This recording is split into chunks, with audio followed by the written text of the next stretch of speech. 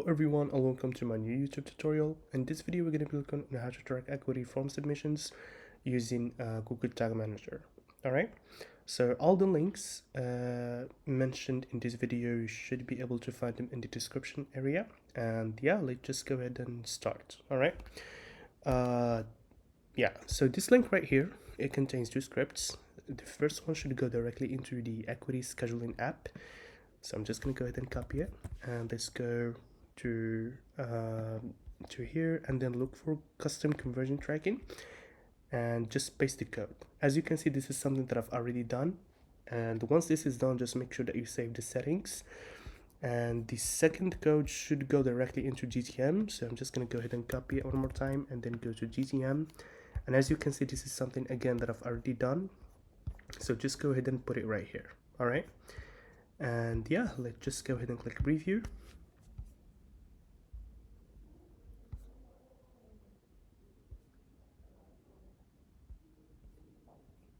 And as you can see, this is the website, and I'm just gonna go ahead and book an appointment, continue, complete appointment,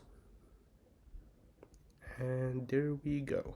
So if we go right now to GTM, you should see that we have an event called Acuity event, and right here we have some extra parameters that we can make use of: full name, email, the ID, and yeah, maybe you can make use of this event itself to make like a custom trigger for one of your tags. So let's just go ahead and do an example right now. I'm gonna go ahead and copy this right here. Let's go back to GTM, and let's create a lead event based off this trigger. So I'm gonna go ahead and copy this, get rid of that, and here lead event. Okay, all right, let's change the trigger. Custom event, Acuity event, trigger, and then save this. And let's go to advanced settings, tag sequencing, Facebook pixel base code. So let's go ahead and save all of this, and let's go ahead and click on preview.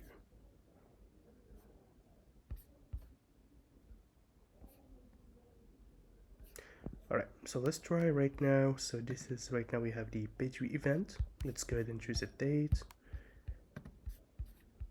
complete appointment, and if we go right here, you should see Acuity event, and then we have the Facebook pixel base code and the lead event that we just created. And as you can see right here, we have the lead event, which is what I've just created right now.